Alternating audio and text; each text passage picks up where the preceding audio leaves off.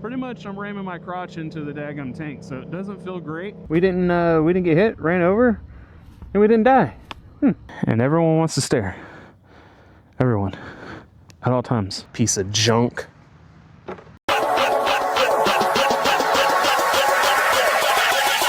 Ladies and gentlemen.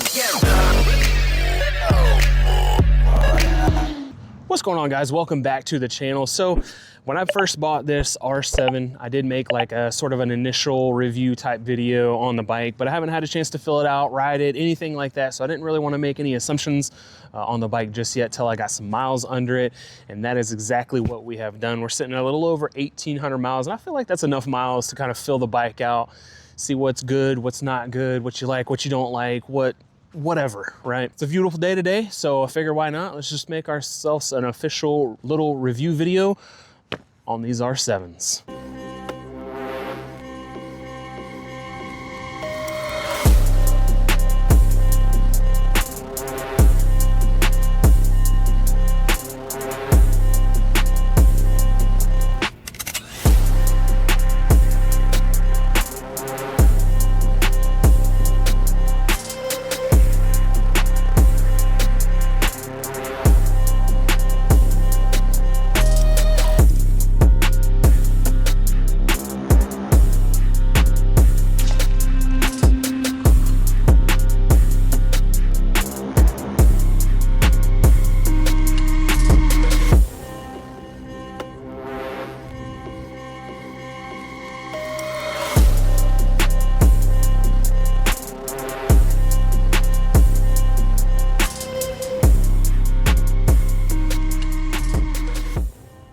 All right, guys, first things first, obviously, before we take a ride, let's take a look at this thing.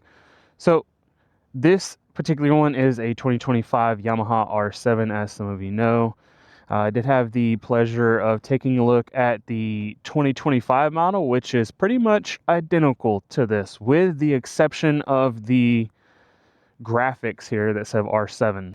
But yeah, the graphics seem to be on the 25 like a little bit bigger. It's like more boxy here, and it's a little bit darker of a color. This is kind of like a silverish white, kind of going back and fading. That one was like a weird darker, I don't know, not gray or green. Anyways, and there's a lot more matte on that one. You can see the front right here where the windshield is. That one's matte on that one as well. But again, yeah, I think that one they actually call like matte Raven Black something. I don't remember what it was called. And then they do obviously have the Yamaha blue one. I didn't get a chance to take a look at that one. Dealership that I went to did not have that color. All they had was the black one. But same thing with that one. It's pretty much the Yamaha blue with the different graphics here. Little theory, I think they took some of the old 24 models and just pulled that sticker off and put a new one on there and then called it a 25. But who knows? But other than that, the bikes were identical. I was able to pull this one directly beside that one. We didn't see any differences other than the fairings and decals and stuff like that. Everything else is the same, pretty much. Same tires, same rims, same brakes, same everything. But I hope on the 25 models they do come out with some more colors. I don't know if that's in the plan. I didn't look it up or anything like that. Like I said, I just heard and seen of the two colors. I think over the years they kind of changed up some of the colors. They had the intensive white, which was the obviously white fairing, red rims. And then they have obviously this Raven Black one. And then they had the gray one, matte gray or whatever it was called. And of course the Yamaha blue. And last but not least, and I haven't done a ton of research on this particular paint scheme. I don't know if it was something special or something like that, but they have the Performance Black one, which is basically this bike, but all gloss and not a matte black fairing here. And I'm really curious, does anybody know what was up with that? Was that just like a special? They only did a limited amount of them or something like that, because they're kind of tough to find. But I've seen several of them, and I'm a super huge gloss fan. This matte to me doesn't, I mean, this looks good, but the matte is just, I don't know, it doesn't look slick to me. It just kind of looks dull. That's just a personal thing, though. I know, I believe they said this was one of the most popular paint schemes they had, was this Raven Black one. So I believe they made more of those than any other color. I could be wrong on that. Don't quote me. But anyways, nonetheless, it still looks great. I may have something coming for this thing. That's all I'll say for now. But moving on, a couple of little silly things that we put on it. Windscreen. I've been following along. Of course, we did some clip-ons from Woodcraft, some new grips, which I'm going to be changing a little bit of that up here pretty soon when I get an opportunity, but still like that for now. Then of course we got a full system exhaust. You can see it turning colors. This thing is holding on pretty well. Not gonna lie, super surprised because it was fairly cheap. But yeah, it's still hanging on. It still sounds great.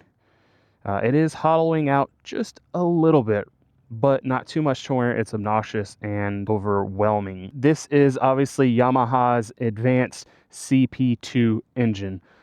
This is a 2-cylinder, obviously not to be mistaken for any 4 cylinders in the 600 class. This is a 2-cylinder. I will say, I know everybody hates on 2 cylinders, sound of them, power from them, all that stuff. Now, obviously it is a 700 2-cylinder, but this thing, believe it or not, it has a lot of power for a 2-cylinder. So don't sleep on this thing. And I know there's some, upgrades you can do to make them even better than that. Obviously, flashing them and all that stuff really opens up this CP2 engine. But at this particular moment, I have not had it flash just yet. So, but moving on, got these S22 tires. These things are pretty great for, just running around street or wherever. You can see my little rookie nubs here. Unfortunately, here in Florida, I think the most sharp turn here is like 45 degrees. So haven't put that many miles on it and been able to, really take it out and do a ton with it. So one little thing thought was pretty interesting was usually with Brembo you have the Brembo calipers, or at least the Brembo emblem on the caliper.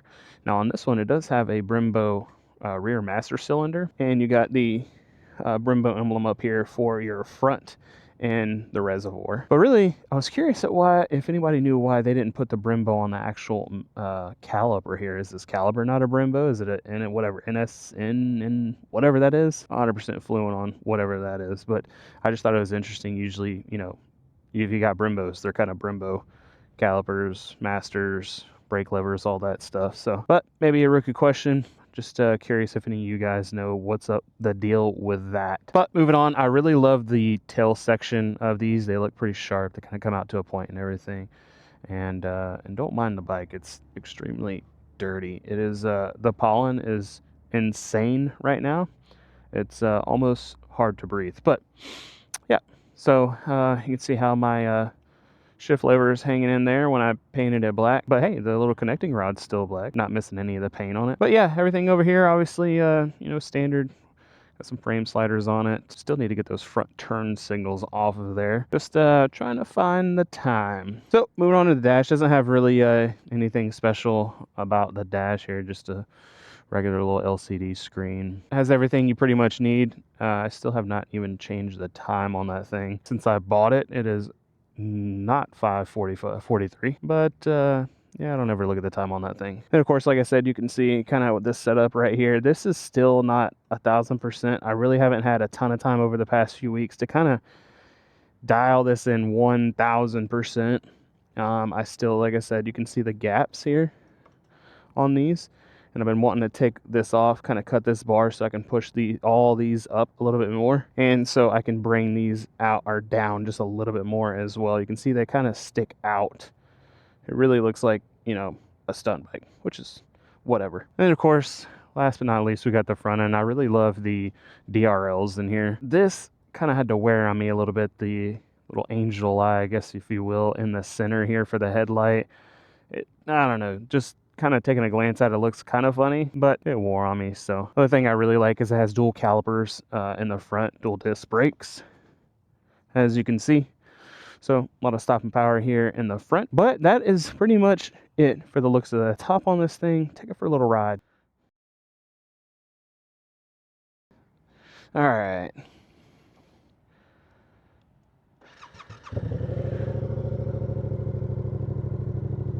Like I said, exhaust is still sounding all right. I see like a little spot under me. I thought for a second there was oil under me.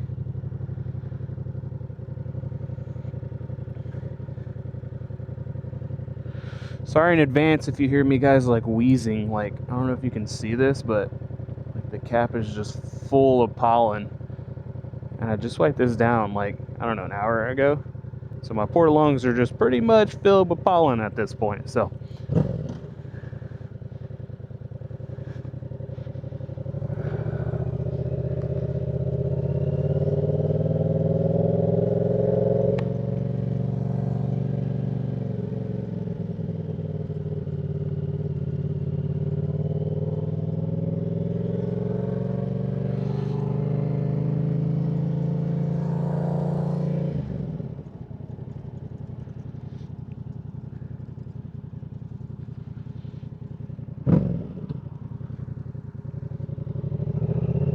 all right, first things first with this thing, man.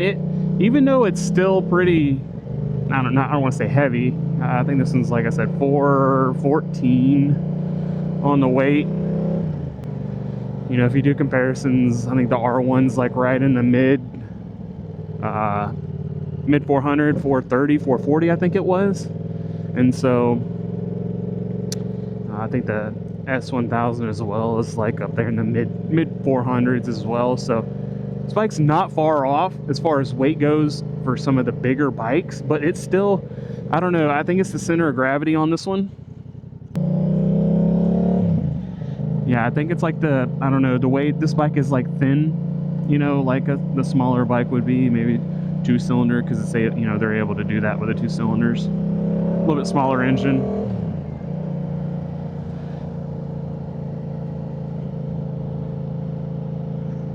But yeah, so it, you know, just so easy to whip this, you know, it feels small. Just the dynamics of the bike, I guess. You guys ever just sit here and whir back and forth on the road like this? You know, it kind of seems to fall over due to it being kind of thinner and higher.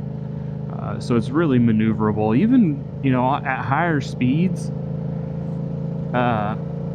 you know, 60, 70, 80, whatever, however fast you're going, you know, it has the maneuverability of like a small beginner bike or something per se.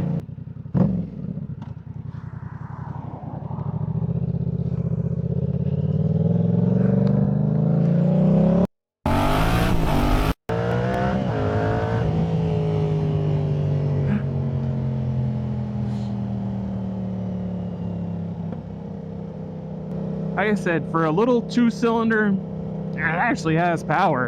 And I'm a big dude, and it moves me quite well. And obviously, you know, if you watched my previous video on my initial thoughts on the bike, everyone just seems so salty about this bike, and it cracks me up. I don't know what Yamaha's actual intention was. You know, it just seemed quite ironic that they got rid of the, you know, the R6 4-cylinder and then put a higher cc engine, but a lower cylinder, obviously down to 2, in their new bike right after they got rid of the R6. So, you know, a lot of people are saying, oh, it replaced the R6, whatever. I don't know. There might be more info on that I've never read. I don't read into that stuff, but for a 2-cylinder, it has a little bit of power. It's fun. It's not mind-blowing power. Ow. You know, it's got some umps to it.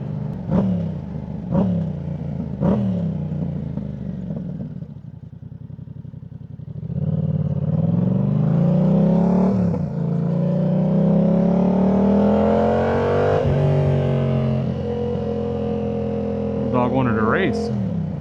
The riding position on this bike is really nice. Not gonna lie, with what I've done to the clip-ons and grips and all that stuff, the risers on here, ooh.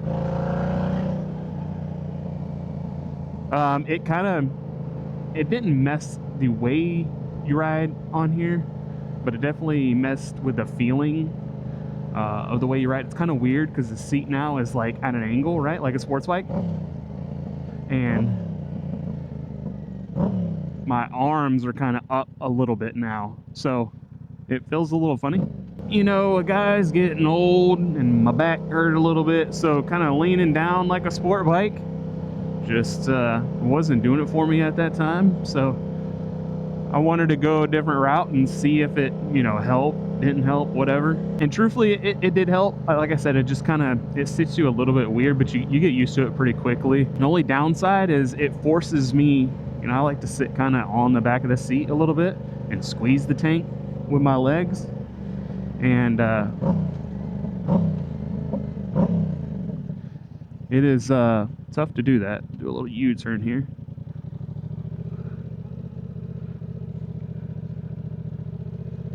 Nice new houses out here.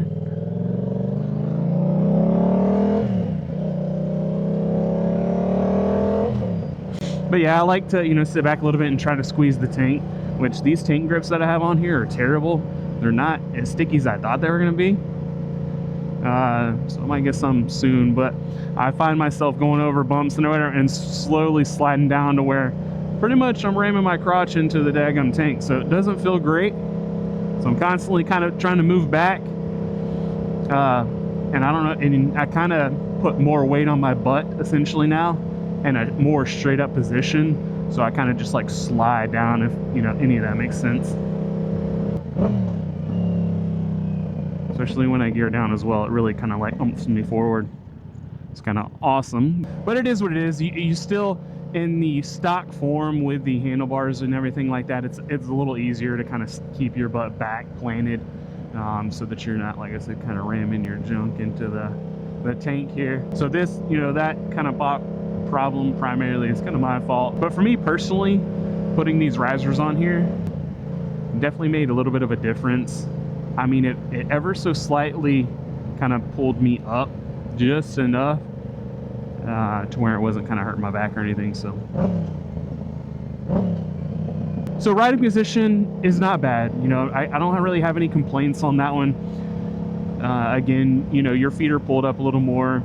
It's a little more aggressive. So your seat is a little more slanted and your handlebars are stock down a little lower. So, and if that's something, you know, you're looking for, this definitely has it. So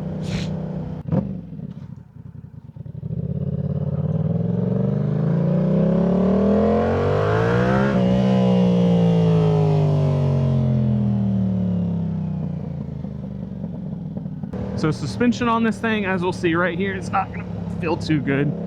It's not the world's greatest suspension. You know, it's budget friendly to kind of keep the price point of this bike down. So it has just basic adjustable forks in the front.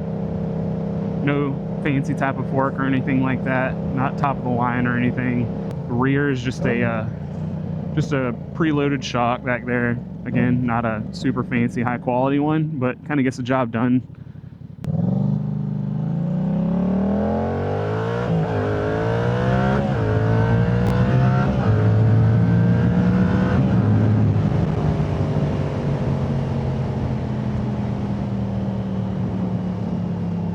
You know, that's power. And then out here on higher speeds on the highway or whatnot, like I said, this thing still is pretty easy to maneuver. I'm doing 60. So you still have great maneuverability, even at higher speeds.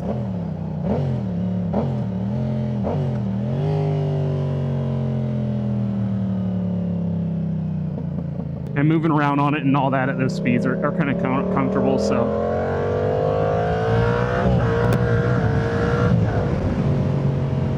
you have quite a bit of seat behind you, depending on, you know, really how bad, you know, how aggressive you wanted to tuck.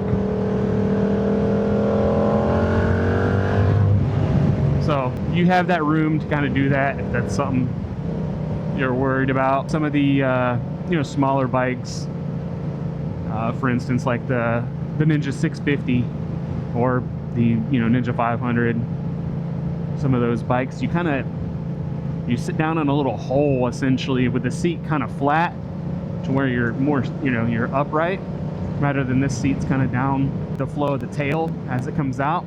Rather than on that, you know, you got the tail up here, it goes down in a hole for the seat and then back up for the gas tank and so on and so forth. So on those, it's like, I don't know, it's weird when you sit back on this one. I could just about sit on the tail.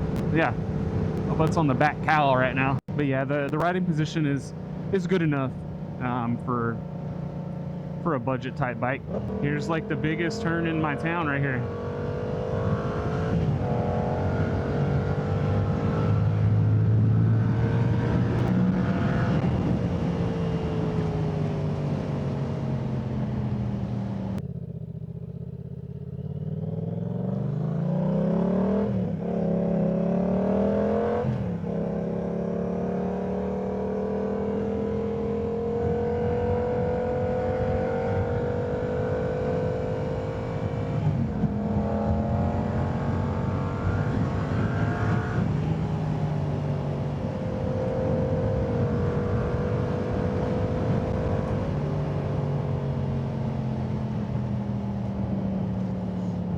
take a little stop right here, take a look at this dash.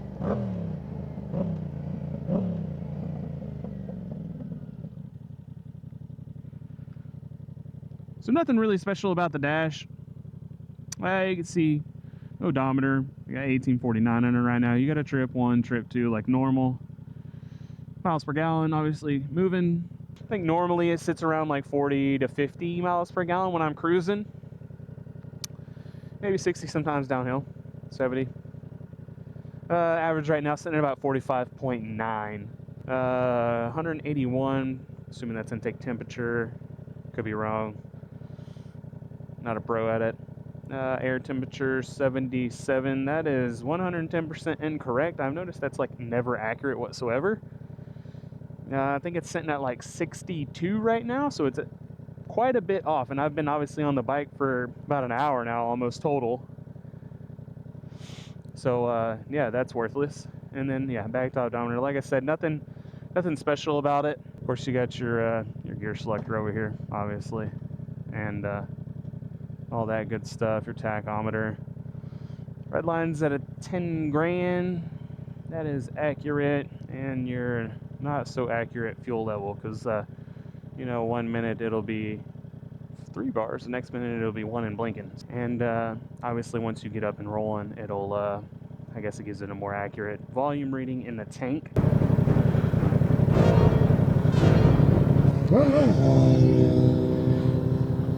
But anyways, we'll make a couple solid rips here and call it a wrap on that.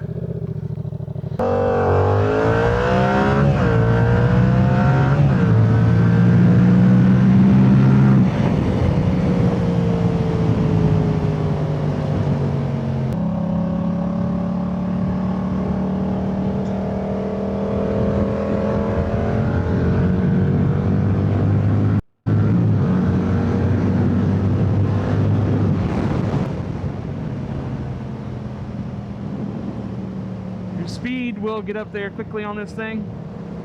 He's gonna go for it.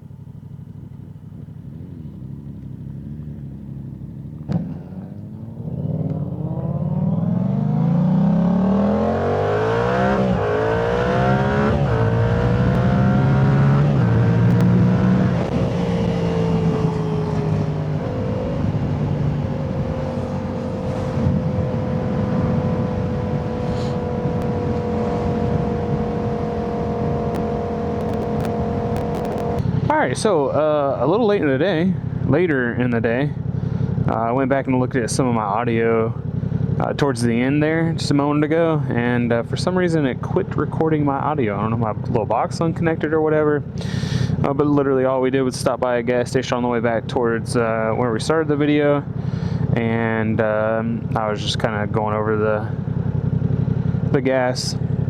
Long story short, this is like almost a 3.5 gallon tank. I put 93 in it, and usually from empty, if I run it all the way out, it's like $10 or so.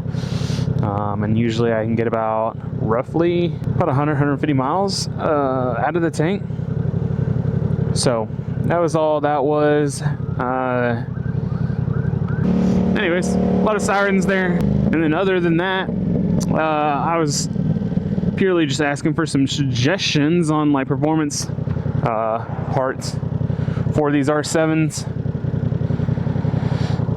I was just curious of what you guys have been doing for the R7, and you know, what's been working well with this thing. You know, of course, we'll do the standard ECU flash, just to kind of get all the restrictions and everything off these bikes that come from factory. So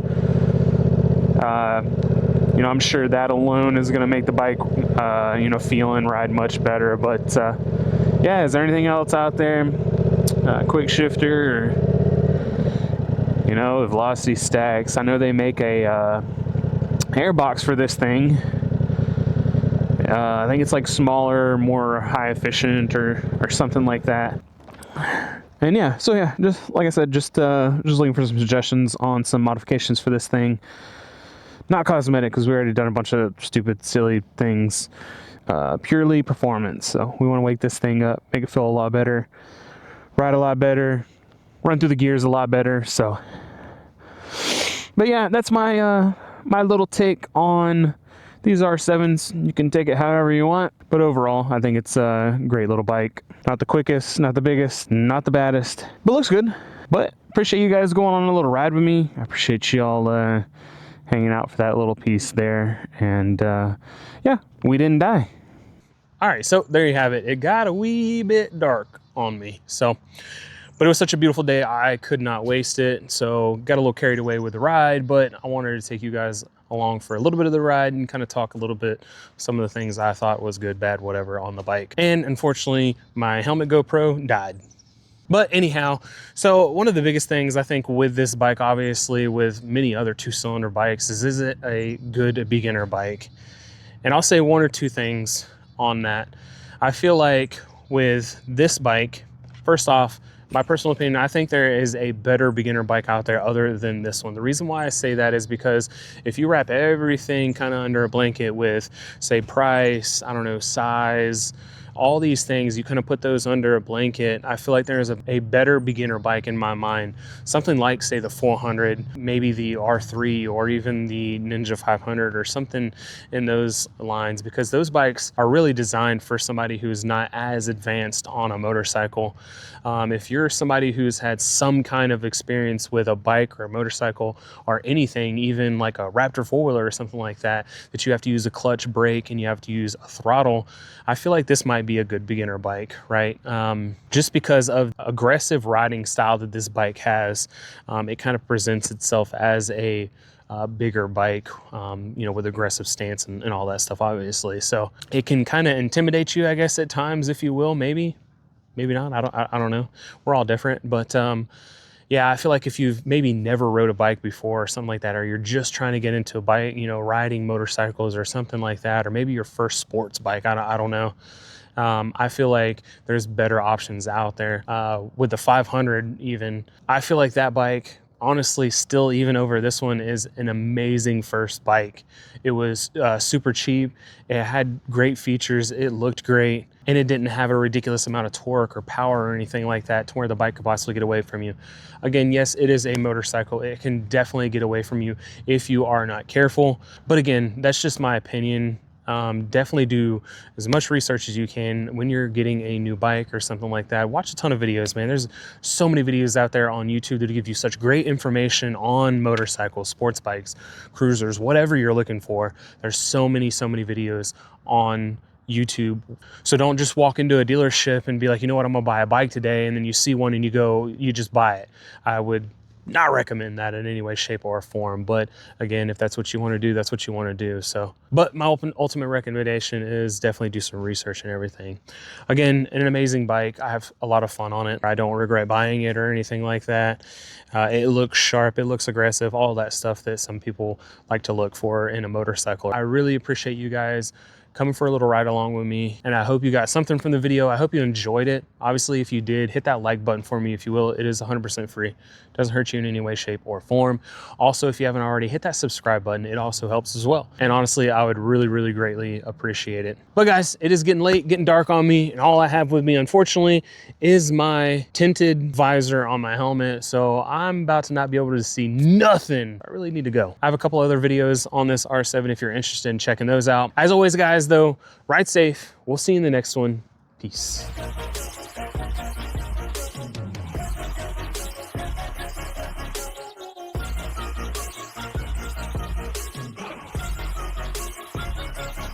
I'm grateful, oh yeah, able, oh yeah, I'm stable.